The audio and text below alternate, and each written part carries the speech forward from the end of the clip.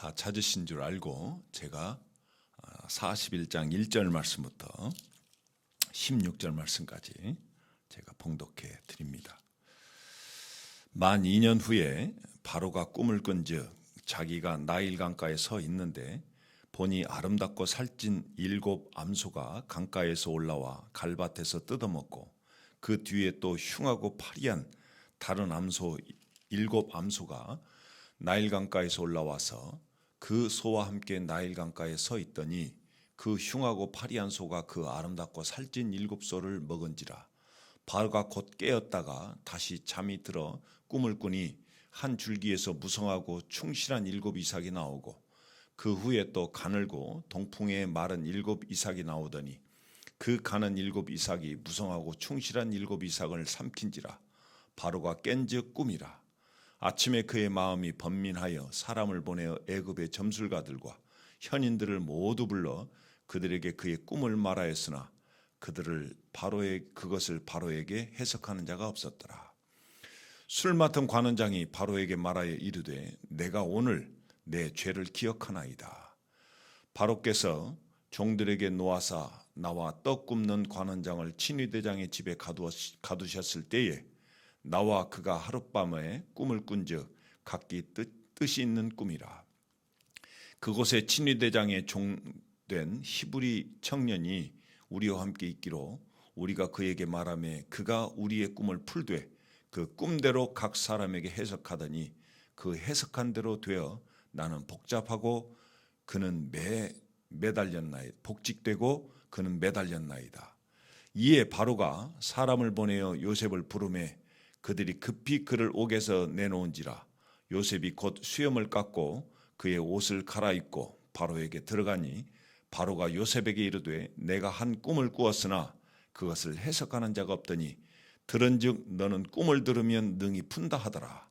요셉이 바로에게 대답하여 이르되 내가 아니라 하나님께서 바로에게 편안한 대답을 하시리이다. 아멘. 16절 말씀까지 봉독해 드렸습니다. 우리 서로 한번 인사 한번 나누실까요? 네, 한 주간도 평안하셨습니까? 네, 서로 한번 인사 한번 나누시죠. 네.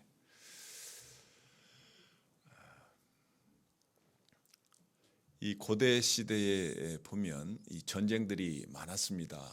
그때 이제 전쟁에서 승리한 장군이 승리를 거두고 이제 개선을 하게 되면 시가행진을 펼치는데 그때 이제 이 장군이 얼굴에 붉은 색을 칠하고 그리고 4마리의 백마가 이끄는 전차를 타면서 이제 이 퍼레이드를 합니다. 근데 이제 그 장군이 자기 이 전차 뒤에 노예를 한 사람을 태워요. 그리고 노예에게 계속해서 큰 소리로 뭔가 외치게 하는데 그게 뭐냐면 메멘토 모리라고 하는 말입니다. 너의 죽음을 기억하라. 좀 더 정확하게 말씀드리면 너도 반드시 죽을 때가 있으니 지금 기억해라. 그 사실을. 자, 무엇일까요? 왜 이 장군은 자신의 노예를 뒤에 태워서 메멘토 모리라고 외치게 할까요? 지금 전쟁에 흠뻑 취하다 보면 사람이 교만할 수 있어요. 그래서 지금 교만하지 말고 현실을 정확히 더 겸손하게 자신을 낮추면 더욱더 현실을 충실하게 살 수 있다라고 하는 그런 의미로서 노예에게 그 말을 외치라고 하는 겁니다. 여러분, 인간이 아무리 능력이 있다 하더라도 우리는 신이 아닙니다. 결국 우쭐대다가 우리는 넘어질 수밖에 없는 그런 삶을 살 수밖에 없기 때문에 현실을 똑바로 직시하면서 살아야 된다는 이런 각오로 그런 말을 외치도록 했던 거예요. 여러분, 그 말과 관련해서 이제 로마 공화정 시대 말기에 유명한 시인이었던 이 호라티우스는 그의 시에서 표현했던 이렇게 표현을 합니다. 까르페 디엠. 여러분, 시중에 나와 있는 까르페 디엠이라는 책 여러분 아셨을 겁니다. 그 까르페 디엠, 꽌 미니멈 크레둘라 포스테로라고 하는 말입니다. 현재를 즐겨라. 가급적이면 내일이라는 말은 최소한만 믿어라. 여러분, 우리 인생에는 과거도 있고 현재도 있고 미래도 있어요. 그런데 우리의 과거는 우리가 다시 돌려놓을 수가 없어요. 또 미래 역시도 이 신의 영역이에요. 그럼 우리에게 주어진 우리의 인생은 지금 현재입니다. 그러니까 우리에게 지금 현재를 어떻게 살아가느냐, 가장 중요한 것이라는 거예요. 이 현재가 곧 우리의 미래를 결정한다는 겁니다. 현재를 살아가는 사람들 중에 이 두 종류가 있다고 해요. 한 종류는 뭐냐면 현재 나에게 주어진 조건을 최대한 활용해서 이렇게 즐기는 사람이에요. 내일 어떻게 될지 오늘 한번 즐겨보자. 그런 사람이 있어요. 그 대표적인 예가 우리 성경에 이 사도행전 23장이나 24장에 나오는 이 총독 벨리스와 그의 아내 드루실라입니다. 여러분, 이 드루실라라는 사람은 헤롯 가문의 딸이에요. 근데 원래 이 사람은 근처에 있는 메사라스라고 하는 그 나라의 아지스 왕과 결혼을 이미 한 유부녀입니다. 그런데 이제 총독 이 벨릭스가 이 드루실라를 보고 반해버려요. 그래서 이 드루실라를 이제 자신의 아내로 삼죠. 이 권력을 이용해서. 또 드루실라도 벨릭스가 마음에 들었는지 자신의 남편과 이혼을 하고 이제 이 벨릭스의 세 번째 아내로 들어갑니다. 그런데 이제 이 두 사람 앞에 바울이 나타나요. 바울이 나타나서 주의 복음을 선포를 하는데 성경은 뭐라고 말씀하시냐면 이렇게 말씀하세요. 바울이 이제 복음을 듣고 그들이 두려워할 때 그들이 뭐라고 말하냐면 지금은 가라. 내가 틈이 있으면 너를 부르리라. 무엇입니까? 복음을 듣고 하나님의 사람으로 바뀔 수 있는 좋은 기회를 네가 현실적으로 얻었지만 그 기회를 박차버린 거예요. 진실을 거부한 거예요. 그리고 그들은 벨릭스가 8년 동안 유대 총독으로서 이제 있는 동안 자신들이 가진 이 권력과 부를 최대한도로 이용을 해가지고 악행을 저지르다 보니까 어떤 일이 벌어지냐면 유대인들이 그 악행에 참다 못해서 로마 당국에 고발을 합니다. 그리고 결국 로마 황제는 이 벨릭스를 화산이 폭발하는 그 지역으로 유배를 보내고 거기에서 처참한 죽음을 맞게 돼요. 이게 바로 이 벨릭스와 이 드루실라의 최후입니다.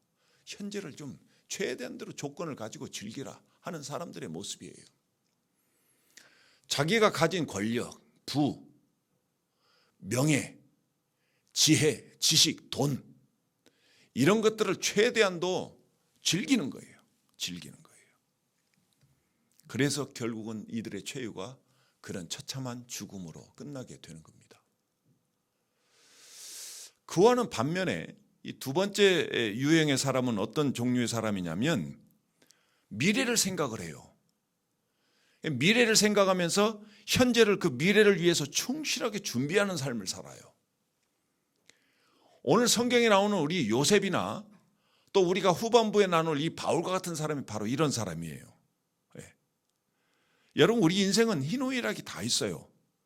어떤 누구에도 기쁨만 있는 사람은 없어요. 전부 기쁨도 있지만 슬픔도 있고 우리는 다 나이를 들어가면서 우리는 몸이 쇠해질 수밖에 없어요. 그럴 때 여러분들 우리가 가장 중요한 것이 무엇일까? 현재에 얼마나 미래를 대비하면서 충실한 나에게 주어진 이 기회를 놓치지 않고 충실하게 살아가는 것인가? Seize the day for eternal life. 우리 영원한 생명을 위해서 그 날을 잡아야 되는 거예요. 그 날이 바로 오늘 이 순간입니다. 이 순간 내가 무엇을 하느냐? 이 순간 내가 어떻게 살아가느냐? 이게 우리의 미래를 결정할 중요한 요인이라고 하는 겁니다. 자, 여러분 이 두 유형 중에서 어떤 인생을 여러분들은 선택을 하고 계시는지요? 우리 인간에게 주어진 시간은 여러분 한정되어 있어요. 다 똑같습니다. 더 길게 살고 싶어도 우리 마음대로 안 되는 게 우리 인생이에요. 그러니까 에베소서 5장에도 바울은 우리에게 권면을 하잖아요. 시간을 아끼라고 하는 거예요. 그러니까 주어진 시간을 우리가 어떻게 보느냐에 따라서 우리들의 삶의 모습은 달라져요. 그걸 한마디로 우리가 카이로스라고 하는 겁니다. 이 카이로스라고 하는 말은 한 번 놓치면 다시 붙잡을 수 없는 기회의 시간이라고 하는 거예요. 반면에 이 크로노스라고 하는 시간은 우리가 상관하지 않고 그냥 가만히 있어도 흘러가는 시간, 그냥 연대기적 시간을 우리가 크로노스라고 합니다. 그런데 그에 반해서 이 카이로스라는 것은 뭐냐면 그때그때마다 우리에게 주어진 기회의 시간. 다시 말씀드리면 우리가 하나님과 지금 관계를 하고 살아가는데 하나님과 관계 속에서 우리에게 특정하게 주어지는 이 시간들을 우리가 카이로스라고 하는 겁니다. The time of God. 저는 이 시간을 하나님의 시간이라고 저는 생각을 해요. 여러분, 이 카이로스라고 하는 시간은 이 크로노스라는 시간과 달라요. 크로노스라는 시간은 시간이 과거는 그냥 이제 흘러가 버리는 시간이에요. 그러나 카이로스는 우리가 현재를 얼마나 열심히 살았냐, 그 열심히 산 과거가 결국 미래를 결정한다는 겁니다. 그러니까 의미 있는 시간이라는 거예요. 나에게 주어진 시간을 어떻게 하나님과의 온전한 관계를 통해서 내가 현재를 충실히 살았느냐. 예수께서 우리에게 주신 새로운 생명, 누구나가 다 크로노스라는 시간 흘려보내요. 그러나 흘려보내는 것으로 끝나지 않고 내가 지금 주어진 이 현재의 시간을 어떻게 하나님과 온전한 관계를 맺으면서 살았느냐. 이게 지금 오늘 성경이 오늘 우리에게 결코 이 시간을 놓치지 말라라고 말씀하시는 것 중에 하나라는 겁니다. 성경은 그래서 이 카이로스, 하나님께서 우리에게 주신 이 기회의 때를 결코 놓치지 않고 최선을 다해서 하나님과 온전한 관계를 통해서 하나님의 위대한 역사를 이뤘던 인물들이 오늘 성경에 우리 많이 소개가 돼요. 아브라함, 모세, 다윗, 바울 등. 그래서 오늘 본문의 주인공 요셉 역시도 바로 이런 사람이라는 거예요. 여러분, 우리가 그래서 이 성경에 나오는 이 수많은 사람들, 지금 현재 주어진 이 기회의 때를 놓치지 않고 최선을 다해서 살다 보니까 하나님께 합당한 사람으로 바뀌어져서 하나님의 위대한 역사를 이루어갔던 인물들이 바로 성경의 인물들. 그런데 우리가 성경의 인물들로만 그냥 생각할 것이 아니라 그 성경의 인물들을 우리가 알게 되면 어떻게 돼요? 우리도 그런 성경의 인물들 본받아서 우리도 지금 한번 그렇게 살아보자고 하는 게 하나님께서 오늘 우리에게 주시는 말씀이라는 겁니다. 여러분, 오늘 본문에 애굽의 노예로 팔려온 이 또 감옥에 갇혀 있는 고난의 세월을 살았던 13년 만에 고난의 세월을 살았던 이 요셉, 드디어 이 요셉이라는 사람이 역사의 한 페이지를 장식할 순간을 지금 맞은 거예요. 무엇입니까? 지금 요셉은 지금 바로 왕 앞에 지금 서 있어요. 요셉이 여러분들 가나안에서 노예로 팔려서 애굽의 종살이로 올 때에 어느 누구도 요셉이라는 사람이 바로 왕 앞에 설 것이라고 예상했던 사람은 없었습니다. 창세기 42장이나 창세기 45장을 읽어보면 창세기 42장에 이제 요셉의 형들이 애굽으로 이제 양식을 사러 와서 총리 앞에 섰을 때도 그 총리가 자신들이 팔았던 동생인 줄을 모르는 거예요. 전혀 예상이 안 되죠.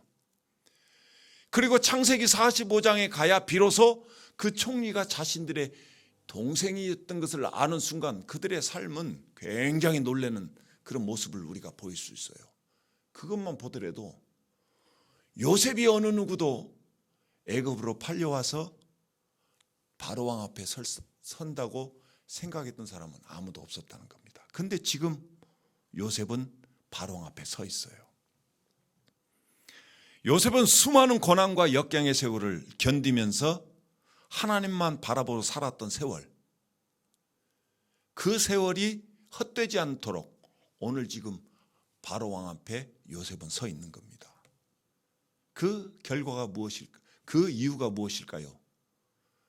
요셉은 어떤 고난과 역경의 시간들 속에서라도 결코 기회의 때를 놓치지 않고 하나님과 온전한 관계를 맺었던 그 결과가 지금 오늘 나타나고 있다고 하는 겁니다. 오늘 본문을 보니까 여러분들 바로가 꿈을 꿉니다. 근데 비슷한 맥락의 꿈을 두 번이나 꾸는데, 첫 번째 꿈은 아름답고 살찐 7마리의 암소가 나일강가에서 이 갈밭에서 풀을 뜯어먹고 있어요. 그런데 그 뒤에 보니까 오늘 파리하고 흉한 소라고 했습니다. 보기에 끔찍하고 아주 바짝 마른 소를 말하는 거예요. 그 소가 나타나더만 그 소가 7마리의 이 살찐 암소를 잡아먹는 꿈을 꿔요. 바로가 그 꿈을 꾸고는 놀래서 잠이 깼다가 다시 또 잠이 들어요. 그래서 이제 다시 잠이 들자 두 번째 꿈을 꾸는데, 한 줄기에서 7 이삭이 나오는데 7 이삭이 아주 탐스럽고 토실토실한, 우리 성경에는 무성하고 충실한 이삭이라고 표현을 합니다. 그 7 이삭이 이렇게 딱 피어나는데 그 뒤로 아주 바싹 마른 7 이삭이 나서 그 무성하고 충실한 7 이삭을 다 삼켜버립니다. 바로가 잠을 깹니다. 도대체 이 꿈이 무엇인가? 번민을 하죠. 고민을 합니다. 그래서 이제 신하에게 명령을 하기를, 애굽에 있는 이 현자들과 애굽 점술가들을 다 불러라. 이 꿈을 좀 해석을 해봐야겠다. 그래서 사람들이 다 와가지고는 그 꿈을 들어보니까 하나도 이 꿈을 해석하는 사람이 없어요. 여러분, 그때 바로 곁에 있는 이 술 맡은 관원장, 갑자기 생각이 떠오릅니다. 아, 내가 2년 전에 내가 감옥에 있을 때 내가 떡 굽는 관원장과 함께 동시에 하룻밤에 꿈을 꿨었는데, 그때 그 꿈의 해석을 할 길이 없어서 막막하던 차에 곁에 있던 히브리 노예 청년 요셉이라는 사람이 그 꿈을 해석해 줬지. 그리고 그 꿈대로 내가 지금 새로 이 원래의 자리로 지금 복직이 됐지. 그래서 내가 지금 바로왕 앞에 있는 거 아니야. 그 생각이 문득 떠오르는 거예요. 그래서 요셉이라는 사람을 바로에게 이제 추천을 합니다. 왕이시여, 내가 2년 전에 이런 꿈을 꿨은 적이 있었는데 그가 해석을 해줘서 내가 그대로 내가 여기에 왔습니다. 그랬더니 바로가 그 소리를 듣고 즉시 부릅니다. 그래서 이제 요셉은 그 즉시에 감옥에서 나와가지고 몸을 다 단장을 하고 이제 바로 앞에 지금 오늘 서 있는 거예요. 여러분, 처음에 여러분들 요셉이 술 맡은 관원장의 꿈을 해석해 줄 때 요셉이 이 술 맡은 관원장에게 당신이 나가게 되면 나의 이런 억울한 점이 있으니 이걸 좀 해결해 주십시오, 이렇게 부탁만 했던 겁니다. 그런데 오늘 성경은 요셉이라는 사람을 자신의 억울함만 해결해 준 게 아니라 지금 바로 앞에 서 있는 거예요. 놀라운 일이죠. 바로 앞에 나온 요셉을 보면서 그 바로는 요셉에게 그렇게 말을 합니다. 네가 그 꿈을 들으면 능히 푼다고 하는 그 사람이냐. 그러니까 오늘 요셉이 이렇게 대답을 합니다. 16절 말씀 한번 볼까요? 요셉이 바로에게 대답하여 이르되 내가 아니라 하나님께서 바로에게 편안한 대답을 하시리이다. 자, 이게 무슨 말씀일까요? 전에 술 맡은 관원장에게 했던 말과 똑같은 말입니다. 해석은 내가 하는 게 아니라 하나님께서 하시는 겁니다. 하나님께서 가장 합당한 해석을 하시기에, 그분이 계획한 그분의 뜻대로 해석을 하시기에 바로왕은 그 말을 듣고 만족하시기에 바로왕께서는 아주 편안하게 흡족하실 겁니다. 이 뜻입니다. 오늘 말씀에서 여러분들 우리 두 가지 이 말을 한번 우리 집중을 한번 해보죠. 여러분 1절 말씀을 한번 보시면, 1절 말씀을 보시면 무슨 말씀이냐면 맨 처음 나오는 말이 뭐냐면 만 2년 후에라고 하고 있어요. 자, 이 말은 어디하고 연결이 되냐면 23절 말씀, 40장 23절 말씀 한번 보시죠. 술 맡은 관원장이 요셉을 기억하지 못하고 그를 잊었더라. 앞서 말씀드린 대로 요셉이 술 맡은 관원장의 꿈을 해석해 주면서 나를 좀 기억해 주셔서 바로 당신이 회복되거든 나를 이 억울한 옥살이로부터 좀 꺼내 주시옵소서 이렇게 부탁을 한 거예요. 그런데 술 맡은 관원장이 어땠습니까? 나가면서 까마득히 잊어버린 거예요. 그리고 그 잊어버린 시간이 2년이 좀 경과됐다고 하는 것을 성경은 오늘 우리에게 말씀하시는 겁니다. 자, 그리고 여러분 9절 말씀을 한번 보시죠. 자, 9절 말씀을 보니까 술 맡은 관원장이 바로에게 말하여 이르되 내가 오늘 내 죄를 기억하나이다. 기억하다고 하는 말입니다. 떠올랐다고 하는 거예요. 2년 전에 자신이 경험했던 일이 지금 떠올랐다는 거예요.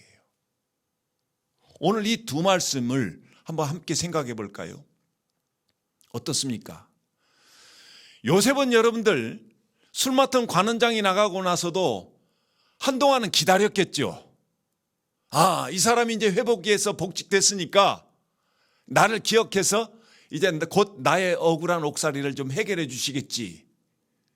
그런데 요셉은 기다려도 자신의 억울함을 해결해 줄 수 있는 좋은 소식이 들리지 않았던 겁니다. 왜? 술 맡은 관원장은 까마득히 잃어버린 거예요. 이제 요셉이 포기할 때가 됐죠. 아, 그렇구나.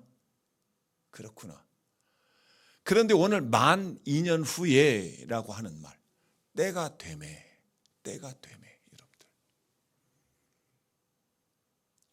우리 모두에게 다 이런 기회가 있는 줄로 믿습니다. 때가 되매 요셉이 오늘 바로왕 앞에 서 있는 거예요. 그런데 앞서 말씀드린 대로 단순히 그냥 감옥에서만 풀려나왔던 게 아니라 바로 왕 앞에 당당하게 서 있는 겁니다.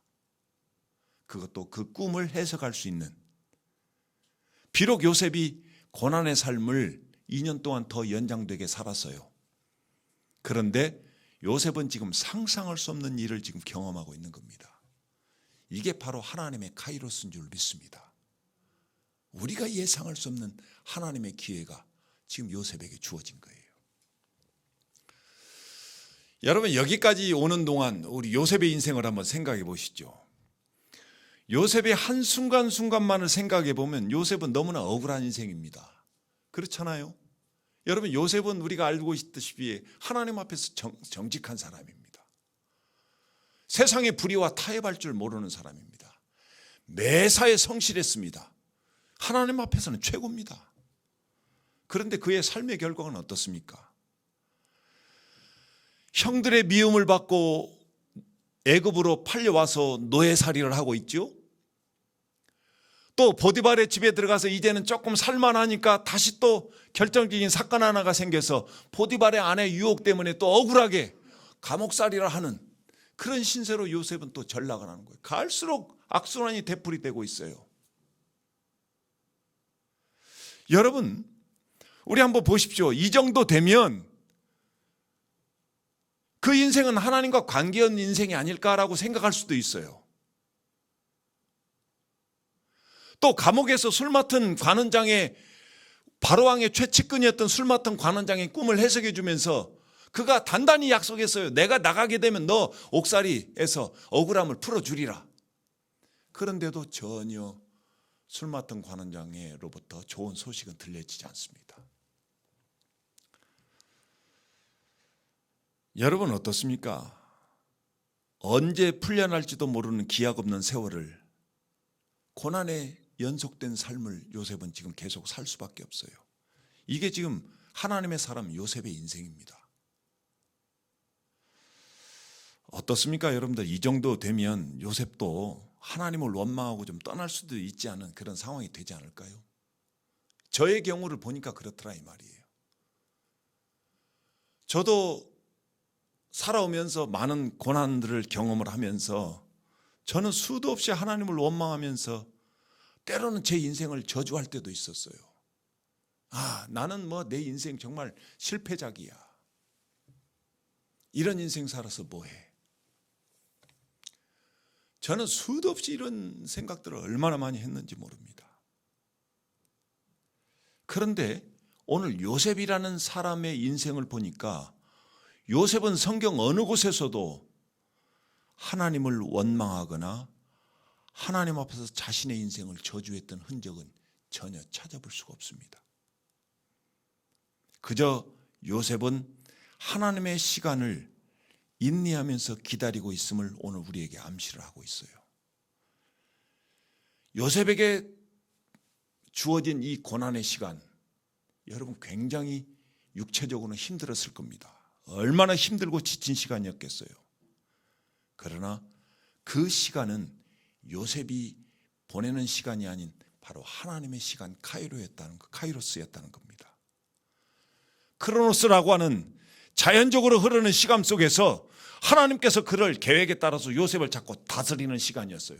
이게 바로 하나님의 카이로스, 하나님의 시간이었다고 하는 겁니다. 지금 저와 여러분, 하나님께서 우리를 지금도 다스리고 있다고 하는 사실 믿으시기를 주님의 이름으로 축복합니다. 여러분, 앞서도 말씀드렸듯이 요셉이라는 인생에서 한 순간순간만을 생각해 보면 요셉이 정말 하나님의 은혜를 받는 사람인가 라고 우리는 그렇게 의심할 수가 있어요. 하나님이 계신다면 어찌 요셉을 이렇게 놔둘 수 있을 것인가? 여러분 그렇잖아요. 하나님 앞에서 정직하고 성실하고 불의에 타협하지 않고 이렇게 살았는데 이 정도면 하나님이 좀 요셉을 좀 지켜주시고 보호하시고 어느 정도 좀 요셉을 좀 붙들어 주시지 해야 되지 않는가? 우리 이런 생각할 수 있어요. 여러분 우리도 그렇잖아요. 저도 그런 생각했거든요. 하나님, 내가 하나님의 뜻을 따르겠다고 모든 인생 버리고 하나님 앞에 헌신했는데 하나님 어느 정도는 좀 붙들어 주셔야지요. 그런데 막상 겉으로 보기에는 하나님께서 붙들어 주시지 않은 것처럼 보여요. 그런데 여러분, 한 점 한 점을 연결해서 한 선을 만들듯이 요셉의 한 순간들을 한번 쭉 그 인생을 연결해 보십시다. 자, 요셉이 아버지의 그 명령을 받고 충실하게 성실하게 그 직무를 수행할 때 그걸로 인해서 요셉은 형들로부터 시기를 받고 미움을 받아요. 그리고 요셉은 결국 어땠습니까? 형들이 그들을 죽이고자 음모를 꾸밉니다. 그리고 결정이 되고 요셉은 죽을 운명에 처했습니다. 이제 곧 요셉은 죽는 겁니다. 이게 당연한 그런 일로 지금 성경은 지금 말씀하고 있었던 거예요. 그런데 그 순간에 르우벤의 마음이 바뀌는 거예요. 야, 우리 동생 굳이 죽일 필요가 없지 않겠느냐? 구덩이 파가지고 이곳에 묻어버리면 자연적으로 죽을 것을 뭐하러 굳이 우리 손에 피를 묻히려고 하느냐? 르우벤의 마음을 바꿔버려요. 그 바꾼 존재가 누굽니까? 바로 하나님인 줄로 믿습니다. 그리고 구덩이에 딱 묻었는데 여러분 또 어떤 일이 벌어져요? 하나님께서 또 유다의 마음을 바꿔버려요. 우리가 동생을 죽인들 뭐 하겠느냐? 우리 눈앞에서 없게만 하면 되는 거 아니겠느냐? 그러면 우리는 돈도 벌고 동생도 치워버리고 저기 마침 애굽으로 가는 노예상들이 있으니까 거기에 팔아버리자. 결국 요셉은 죽을 운명에서 노예라는 운명으로 바뀌어버려요. 그것을 이끌어가는 힘이 무엇일까요? 바로 하나님인 줄 믿습니다. 우리는 여러분 잘 몰라요. 정말 하나님인가? 또 여러분들 한번 보세요. 애굽으로 팔려가서 보디발의 집에서 성경은 뭐라고 하냐면 그 집에 하나님께서 요셉 때문에 은혜를 베풀어 주셨다고 그랬습니다. 그리고 보디발이 요셉을 신뢰했다고 그랬습니다. 요셉의 고난의 순간마다 계속해서 하나님께서 역사하시는 하나님의 카이로스가 요셉의 인생을 이끌어 갔던 사실을 우리는 성경을 통해서 볼 수 있다고 하는 겁니다. 이게 바로 요셉이라는 인생, 즉 우리의 인생인 줄로 믿습니다. 여러분 우리는 지금 힘들게 살아가고 있다고 생각할 수 있어요. 근데 지금 이 순간에도 하나님의 카이로스는 지금도 우리 가운데 임한 줄로 믿습니다. 그런데 우리가 이 하나님의 카이로스를 잘 모르고 살아갈 때가 우리 얼마나 많은지 모릅니다. 무엇 때문에 여러분들 그렇다고 생각하세요? 여러분, 우리 인간이 타락을 하면서 수많은 죄들이 이제 우리를 꽉 채워댔는데 그 죄성 중에 하나가 우리의 조급함입니다. 조금 사람마다 정도의 차이는 있을 수 있어요. 근데 저의 조급함은 다른 사람에 비해서 저는 굉장히 심한 사람이거든요. 성질이 급하다 보니까 뭐 한 가지를 딱 정해놓으면 바로 이것을 해야 돼요. 여러분들 아마 저한테 그런 걸 좀 느끼셨을 거예요. 네. 그러다 보니까 이게 제 원하는 대로 풀리지 않게 되면 자꾸 조급해지는 마음 때문에 마음이 불안해져요. 불안한 마음이 있어요. 여러분, 이 불안한 마음이 하나님의 카이로스를 우리가 인식하지 못하게 하는 원인이 되는 겁니다. 그래서 성경은 계속 우리에게 뭐라고 말씀하시냐면 너희는 이 마음을 품으라 곧 예수의 마음이니, 예수의 마음을 품으라는 거예요. 예수의 마음 중에 중요한 마음이 무엇입니까? 인내하는 마음입니다. 우리 인간에게는 인내하는 마음이 얼마나 있습니까? 없어요. 별로 없어요. 인내하면서 기다리라는 거예요. 근데 막연하게 기다리는 것이 아니라 무엇을 하라는 거예요? 하나님께서 지금 이 순간에 내 인생을 어떻게 이끌어 가시는가? 왜 이런 일들이 나에게 지금 벌어졌는가? 분명하게 하나님의 관점을 바라보면서 하나님의 기회 때를 기다리라고 하는 거예요. 우리가 이게 인내할 수 있는 강력한 힘인 줄 믿습니다. 그래서 지금 주어진 현재의 삶을 어떤 상황이든지 하나님 앞에 집중하라는 것이 오늘 우리 성경이 오늘 우리에게 요구하고 있는 겁니다. 우리 그리스도인은 하나님의 손에 붙잡혀 있는 줄로 믿습니다. 요셉을 하나님께서 붙잡아 있듯이 그 하나님 요셉을 붙잡았던 그 하나님의 손길이 지금 저와 여러분들을 지금 붙들고 있는 줄로 믿습니다. 그런데 하나님이 우리를 붙들고 있는데 우리는요, 그 하나님의 손길을 잘 인식을 하지 못해요. 몰라서 그런 게 아니죠. 머리로는 다 우리 알고 있어요. 그런데 인식을 못하는 이유가 무엇입니까? 조급함. 이 조급함이 우리를 인식하지 못하게 만드는 거예요. 우리는 뭔가 하나님을 믿으면 뭔가 자꾸 기대를 하죠. 하나님 이렇게도 좀 해주시고 저렇게도 좀 해주시고, 우리 누구나 다 그런 마음들 가져요. 그런데 어떻습니까, 여러분들? 우리 기대와는 달리 하나님의 시간은요, 때로는 육신적으로 고달플 때도 있고, 때로는 전혀 생각지 못한 일을 만나기도 하고, 억울한 일을 만나기도 하고, 어떤 때는 오해를 받기도 하고, 나는 나름대로 하나님을 정말 잘 섬긴다고 우리는 생각을 하고 있거든요. 신앙생활 열심히 잘하고 있다고 생각을 해요. 예배 열심히 드리고 기도 열심히 하고 정말 하나님 앞에 충성을 다한다고 우리는 생각했는데 왜 하나님 지금 내 때는 이렇습니까? 우리 이럴 때 있거든요. 여러분, 그때 우리에게 중요한 것이 무엇일까요? 제가 예전에 진작 이런 것만 좀 알았으면 저도 좀 덜 고민했을 텐데, 이런 상황에 여러분 우리에게 중요한 것이 무엇일까요? 저는 여러분들에게 두 가지를 분명하게 좀 말씀을 드리고 싶어요. 하나는 오늘 요셉에게 임했던 하나님의 역사처럼 반드시 하나님의 때가 있다고 하는 사실을 기억하시기를 주님의 이름으로 축복합니다. 여러분, 하나님의 때는 반드시 있다고 하는 거예요. 여러분, 언제까지나 우리가 이렇게 살 수 있겠을까요? 여러분, 오해를 받더라도, 억울한 일을 당하더라도, 내가 원치 않는 일이 있다 하더라도 이것이 계속 지속될 수 있을까요? 여러분, 요셉은요 13년입니다. 오늘 지금 바로왕 앞에 서기까지 요셉은 지금 13년을 지금 이런 세월을 살았어요. 얼마나 지루했을까요? 그런데 반드시 오늘 요셉의 상황을 보니까 하나님의 때가 있다고 하는 사실입니다. 때로는 우리가 중요한 어떤 조급한 이 죄성 때문에 하나님의 때를 우리가 인식하지 못하고 자꾸 우리가 불안해요.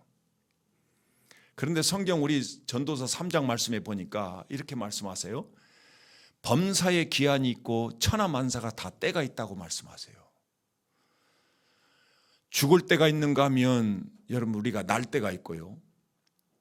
또 우리를 죽일 때가 있는가 하면 치료할 때가 있고, 우리가 울 때가 있는가 하면 우리가 웃을 때가 있고, 찾을 때가 있는가 하면 우리가 잃을 때가 있어요. 그러면서 전도서는 결론적으로 뭐라고 말씀하시냐면 하나님께서 행하시는 모든 것은 영원히 있을 것이라 그 위에 더할 수도 없고 그것에서 덜할 수도 없다고 말씀하세요. 철저하게 우리의 생각과는 다를지라도 하나님께서 계획한 대로 모든 것들을 이끌어 가신다고 하는 사실이에요. 여러분, 그래서 우리가 기도를 해도 응답도 하나님의 때가 돼야 이루어질 줄 믿습니다. 우리는 기다리는 겁니다. 하나님의 때가 반드시 있다고 하는 것을 생각하면서 우리는 인내로서 기다리는 겁니다. 막연하게 기다리는 게 아니라 어떻게 기다려요? 어떤 상황이든지 우리에게 주어진 상황을 하나님의 관점으로 바라보면서 하나님께 소망을 두고 기다리는 거예요. 여러분, 제가 가장 힘들 때 저에게 크게 위로가 됐던 말씀이 바로 전도서 7장 말씀이에요. 7장 14절 말씀인데, 우리에게 형통한 날과 공고한 날이 있는데 이 두 가지를 번갈아 가면서 주신다고 말씀하세요. 그 이유를 분명하게 말씀하시는데 뭐라고 말씀하시냐면 우리는 앞날을 알 수가 없다고 하는 거예요. 그런데 하나님께서 인도하신 때와 방법이 있다고 하는 거예요. 여기서 여러분들 중요한 것이 뭐냐면 형통한 날에는 기뻐하라는 거예요. 그런데 곤고한 날에는 뭐라고 말씀하시면 나를 돌아보라는 거예요. 성경은 기도하라고 말씀하셨는데 이 기도의 의미가 나를 돌아보라는 거예요. 무엇입니까, 여러분들? 오늘 요셉이 왕 앞에 서기까지 그 고난의 세월은 이루 말할 수가 없었습니다. 요셉이 개인적으로 생각해보면 너무나 억울하다고 생각할 수도 있는 시간이었어요. 근데 여러분들, 결코 하나님은 그를 한시도 붙들림에서 놓지 않으셨다고 하는 사실입니다. 끝까지 하나님의 계획대로 요셉을 이끌어 갔다는 사실이에요. 그 고난의 시간 동안 하나님은 한시도 요셉을 떠나지 아니하고 요셉을 어떻게 해요? 하나님의 사람으로 만드는 작업을 하셨던 겁니다. 이게 지금 카이로스, 하나님의 시간이었던 겁니다. 저 자신뿐만 아니라 우리 교회를 생각해 봐도 참 속상하고 지칠 때가 저는 사실은 많습니다. 저 자신을 생각해 봐도 그렇고 우리 교회를 생각해 봐도 그래요. 왜 빨리 안 될까? 우리 성도님들에게 제가 반복적으로 하는 말 많이 있잖아요. 그런데도 왜 우리 성도님들은 그 말을 귀담아 듣지 않고 자신의 생각대로 계속해 나갈까? 답답해요. 어떤 때는 막 지쳐요.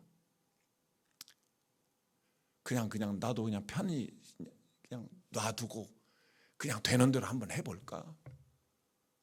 이런 생각도 사실은 제가 솔직히 여러분들에게 고백하지만 들어갔습니다.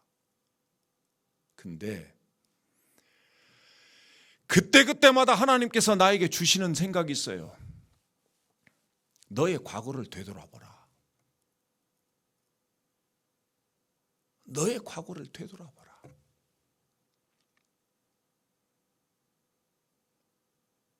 그 한마디가 저에게 모든 생각을 바꿔버려요. 왜? 내가 지치고 힘들 때마다 하나님께서 나를 이끌어 가셨던 그 하나님은 저는 분명히 알고 있거든요. 그 말씀은 무엇입니까? 미래도 나에게 달렸다는 거예요. 하나님께서 말씀하시는 거예요. 기다리라는 거예요. 조급하게 생각하지 말라는 거예요. 하나님만 바라보고 확신하라는 거예요. 인내하는 마음을 가지라는 거예요. 저는 우리 성도님들이 바로 이런 여러분들 되시길 주님의 이름으로 축복합니다. 시편 62편 1절 말씀에 나의 영혼이 잠잠히 하나님만 바라며 나의 구원이 그에게서 나오는도다. 이런 고백의 주인공들이 되시기를 주님의 이름으로 축복합니다. 또 한 가지, 우리가 답답한 상황 속에서 우리가 인내하고 기다릴 수 있는 그런 요셉의 인생을 살 수 있는 중요한, 놓치지 말아야 될 중요한 것이 하나가 뭐냐면, 여러분, 사람은 잊을 수 있습니다. 사람은 우리를 잊을 수 있어요. 그런데 하나님은 결코 우리를 잊지 않으신다는 사실을 기억하시기를 주님의 이름으로 축복합니다. 여러분, 저는 여러분들을 잊을 수 있어요. 여러분들도 저 잊을 수 있어요. 사람은 나에게 약속을 하는데 그 약속, 사람은 어길 수 있어요. 그런데 하나님은요, 한 번 우리에게 약속하신 것은 결코 잊지 않으신다는 사실입니다. 그리고 하나님은 내가 어떤 상황에 있더라도 결코 그 손에서 나를 붙들어 주신 이 손에서 결코 나를 놓지 않는다는 사실이에요. 여러분, 우리가 이 사실만큼 분명하게 기억하고 나가야 될 줄 믿습니다. 여러분, 오늘 히브리 청년, 애굽에서 노예 살고 있는 이 히브리 청년, 그 사람과 술 맡은 관원장의 약속은요, 그다지 술 맡은 관원장 입장에서는 중요한 게 아닙니다. 내가 이 히브리 노예 이 청년과 약속했던 거 뭐 얼마나 중요해? 잊을 수 있어요. 잊을 수 있어요. 여러분, 그런데 오늘 말씀 한번 볼까요? 만 2년, 오늘 1절 말씀에 보면 만 2년 후에 라고 하는 말씀이 있어요. 때가 됐다고 하는 거예요, 성경이. 그런데 오늘 9절 말씀 한번 보십시다. 술 맡은 관원장이 바로에게 말하 이르되 내가 오늘 내 죄를 기억하나이다. 내 머릿속에서 떠올랐다는 거예요. 술 맡은 관원장이 스스로가 머릿속에서 떠올랐을까요? 아니에요. 오늘 성경이 말씀하시는 거 뭐예요? 하나님께서 정한 시간 동안 요셉을 카이로스, 자신의 시간 동안 요셉을 다스리다가 오늘 자신의 때가 되매 술 맡은 관원장의 머리를 하나님께서 떠오르게 만들었다고 하는 겁니다. 이게 우리가 믿는 하나님인 줄로 믿습니다. 하나님이 요셉을 한 번도 잊지 않고 있다고 하는 사실을 오늘 우리에게 보여주고 있는 거예요.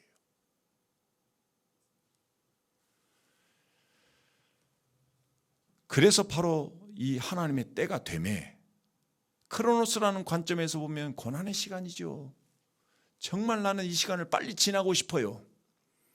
근데 여러분들, 그 시간이라도 하나님께서 결코 우리를 붙잡고 있기 때문에, 놓지 않고 있기 때문에 우리에게는 그 시간이 카이로스, 하나님의 기회의 때인 줄 믿습니다. 그러기에 지금 우리에게 굉장히 중요하다는 거예요. 어느 목사님 이야기입니다. 이 목사님의 성격도 사실은 요셉과 거의 비슷해요. 정직합니다. 성실합니다. 불의를 보면 타협할 줄 모르는 목사님이세요.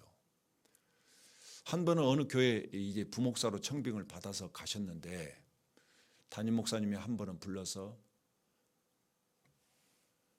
맡은 부서 부흥만 시켜. 부흥만 시키면 어느 누구도 말하고 못하니까 부흥만 시켜. 담임 목사님이 그러더랍니다. 그래서 이 목사님은 담임 목사님 말만 믿고 최선을 다해서 성실하게 정직하게 정말 불의와 타협하지 않고 본인이 가지고 있는 역량 최대로 발휘해서 그 부서를 성장을 시킨 거예요. 근데 그에게 돌아온 결과는 담임 목사님을 비롯해서 많은 함께하는 교역자들, 이런 사람들로부터 시기와 질투를 받은 겁니다. 얼마나 그 시간이 힘들었을까요? 얼마나 억울했을까요? 정말 열심히 해서 내가 이렇게 했으면 칭찬을 못 해줄 망정 나에게 이런 기회, 이런 결과가 나타나다니 얼마나 힘들었을까요? 포기하고 싶었을 겁니다.